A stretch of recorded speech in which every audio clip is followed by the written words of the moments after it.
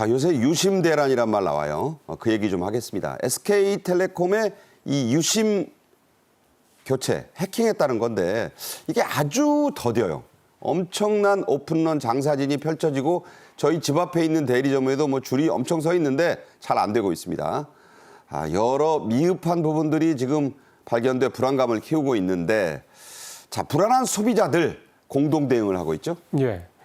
이게 조금 격가지 얘기입니다만 작년에 우리 주식시장에서 나타난 특징 중에 하나가 이 개인 투자자들이 연합체를 구성을 해서 그다음에 이걸 도와주는 그런 지원하는 그런 그 회사도 생기고요. 그렇게 해서 이제 유상증자라든가 뭐 CB바라든가 이런 데서 공동 대응하는 게 굉장히 흔해졌습니다. 마찬가지로 이번에 유심 사태, SK텔레콤 유심 정보 누출 사태도 보면 바로 피해자들, 그러니까 SK텔레콤 고객들이겠죠. 크게 두 가지 방향으로 지금 대응을 하고 있습니다. 첫 번째는 공동 대응 사이트를 개설해서 이걸 통해서 의견을 모으고 그다음에 한 목소리를 내는 그런 어떤 전략을 좀 펼치고 있습니다. 네. 그래서 심지어 언론사들한테 보도 자료까지 배포를 해서요. 이번 SK텔레콤 사태를 보면 회사 측에서 이걸 대응하는 게 너무 안이하고 미흡하다. 그리고 예. 피해 상황에 대한 제대로 파악도 못하고 있다. 이런 부분들을 굉장히 아주 구체적으로 세밀하면서도 그다음에 신랄하게 지적을 하고 있습니다. 이런 게 과거와는 좀 달라졌다라고 볼 수가 있는 거고요.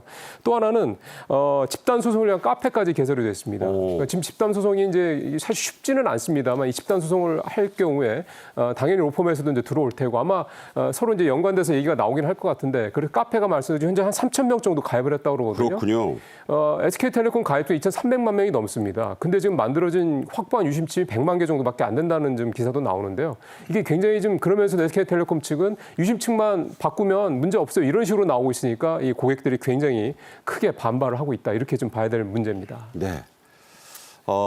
SKT 고객이 뭐 2,500만인이 하는데 이번에 사태로 한 4만 명 가까이 이탈했다고 합니다. 그렇습니다. 뭐 다른 KT나 LG U+로 갔다는 건데 그게 갔다고 해서 문제가 아니고요. 정말 잘해야 됩니다. 1위 업체가 그래서 중요한 겁니다. 그런데 유심 재고가 너무 부족해서 아까 말씀드린 대로 대리점마다 소위 오픈런, 뭐 이게 문을 열자마자 달려가서 보는데도 줄을 잔뜩 서 있어요. 그런데 재고가 없습니다. 자, 이 고민, 재고난 언제쯤 풀릴까요? 쉽게 풀리기 어렵습니다. 그래서 중요한 것이 앞서 이제 임종원 평론가도 말씀하셨습니다만 기업이 정말 중요한 게 RM이거든요. 리스크 매니지먼트. 그렇죠. 리스크 관리가 중요합니다. 그러니까 리스크는 언제든 발생할 수 있는데 이번에도 SK텔레콤이 유심에 대해서 좀 더 신중하게 판단하고 전달했어야 되는데 가입자가 2,300만 명입니다. 현재 유심 보유량이 100만 개밖에 안 됩니다. 오. 그런데 유심을 교체하겠다고 선뜻 이야기를 해버린 것이거든요. 그러다 보니까 지금 실제로는 SK텔레콤이 5월 말까지, 지금 4월인데 유심 500만 개를 추가 확보할 계획이다. 이렇게 되다 보니까 출국자가 많은 인천공항 로밍센터에는 인력을 50% 증원했는데도 대응이 안 됩니다. 그렇겠네요. 그러니까 차라리 이거를 유심 보호 서비스를 먼저 가입하십시오.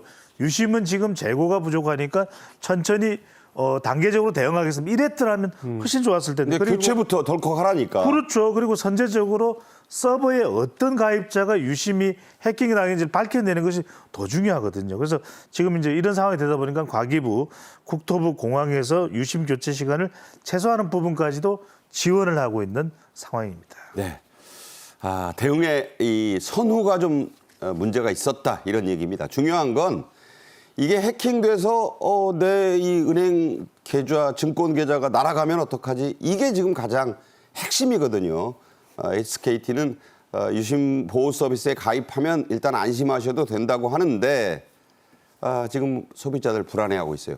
부산에서 유심 해킹 아니냐, 피해가 난 거 아니냐 하고 의심할 만한 사례가 나왔다고요? 예, 일단은 앵커 말씀하신 대로 이거 걱정하시는 분들이 굉장히 많으시기 때문에 결론부터 말씀드리면 일단은 확실하게 확인이 된 건 아닙니다만 그럴 가능성은 일단은 좀 적다. 이렇게 경찰에서 얘기한 걸 먼저 말씀을 드리면서 자막만 보면 사고가 그런 것 같아요. 그러니까요. 그래서 기사 제목만 보지 마시고 기사 내용을 꼼꼼히 좀 보셔야 되는 건데 일단 그렇게까지 걱정을 하실 필요는 아직은 없다. 근데 배제할 수 없다 이렇게 말씀드리면서 시작을 하면요. 60대 남성 고객인데 부산에 거주하는 핸드폰이 갑자기 20일 날 먹통이 돼서 대리점을 방문을 하죠.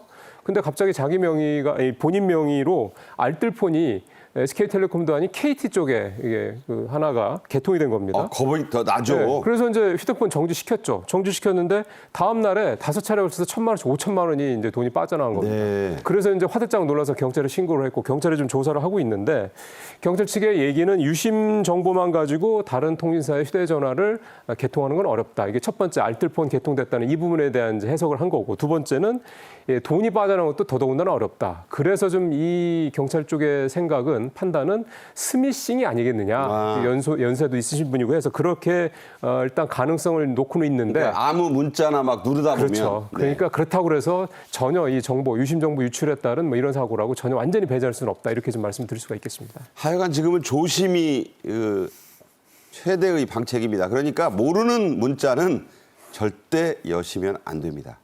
정부 당국은 이런 혼란과 이 여러 가지 그런 불안감을 노린 스미싱 말씀하신 것, 또 피싱에 각별히 주의하라고 당부는 하고 있는데, 뭐 소비자들은 당부만으로 부족하잖아요. 그렇습니다. 매우 구체적으로 설명이 필요한데 피해 입은 사람들에게 2차 피해가 갈 수 있는 부분이거든요. 무슨 말씀이냐면 과기부는 이런 이야기를 합니다. 유심 유출 사건을 악용한 피싱, 스미싱을 주의할 필요가 있다는 겁니다.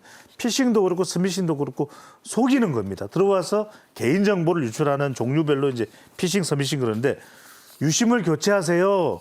또 보호 서비스입니다. 이렇게 검색하게 되면 가짜 링크가 등장합니다. 네. 이거 여러분들 클릭하시면 안 됩니다. 큰일 납니다. 네. 가짜 링크 누르면 도박 사이트로 이동하게 됩니다. 또는 정보가 유출될 수가 있거든요. 그런 만큼 수상한 사이트에 사용자 정보를 입력하라든지 이거 제일 중요합니다. 그 사이트로 가는 걸 둘째 떠나서 사용자 정보를 입력하거나 앱을 설치하라는 건 절대 안 됩니다. 절대 하면 안 되죠. 절대 안 됩니다. 이 부분을 여러분들이 경계를 꼭 하실 필요가 있습니다. 그게 이제 낚시질을 그렇게 하더라고요. 10,000원을 주겠다느니 5,000원을 주겠다느니 20,000원을 주겠다느니 요즘 세상에 누가 휴대폰 버튼 몇 개 눌렀다고 10,000원, 20,000원 주겠습니까? 일단 의심을 하셔야 돼요. 자, 나도 모르게 대출을 받는다든가 누군가 대출 받아가는 거예요. 아까 나온 사례처럼 예금이 쑥쑥 빠져나가는 게 가장 걱정되는 일일 텐데 자, 금융권도 대응에 나섰죠? 예. 금융권이 이번 사태를 굉장히 심각하게 주의 있게 바라보는 가장 큰 이유는 뭐냐면 이게 만약에 해서 어쨌든 SK텔레콤에서 고객 정보 유출이 됐다고 해서 그게 만약에 어느 은행이든 보험사든 카드사이든 만약에 자금이 빠져나갔다. 그러면 그 금융사도 역시 똑같은 식으로 도매금으로 비난을 받을 게 뻔하기 때문입니다. 앞서 배 소장님께서 RM, 즉 리스크 매니지먼트 말씀을 좀 하셨는데요. 이게 결국은 금융사도 리스크 매니지먼트를 실패했다라는 지적을 받을 수밖에 없기 때문인 건데 그래서 지금 굉장히 선제적으로 굉장히 또 강도 높게 방어를 하고 있습니다. 일단 은행이나 보험 카드사들이요. 휴대폰을 통한 본인 인증 이거 다 막아버렸습니다. 그래서 이제 SK텔레콤 고객들은 휴대폰을 통해서 내 인증을 해가지고 뭔가 이렇게 금융 거래를 한다든가 뭔가를 산다든가 결제를 한다 이거 이제 못합니다. 그러니까 굉장히 불편하시겠죠. 그다음에 그다음 신한은행이라든가 하나은행 같은 경우는 기존의 인증 방식에서 더 추가해서 이제 안면 인식 기능까지 추가로 네. 좀 더 도입을 얼굴 하고 있습니다. 인식해야죠. 예, 그러니까 네. 이런 식으로까지 점점 이 보안 인증 관련된 그런 어떤 서비스라든가 이런 어떤 규제들이 더 강화될 수밖에 없는 거고요. 최근에 주식시장에서도 그래서 이 보안 관련주들 아주 주가가 급등하는 모습이 나타나는 것도 결국은 이 연장선상에 나타난 파생된 문제다 이렇게 좀 봐야겠습니다. 네, 휴대폰으로 모든 걸 해결하는 시대의 맹점이 아닌가 싶습니다. 빨리 보안에 더 신경을 쓰는 조치 SKT도 해야 하고 소비자도 조심해야 합니다.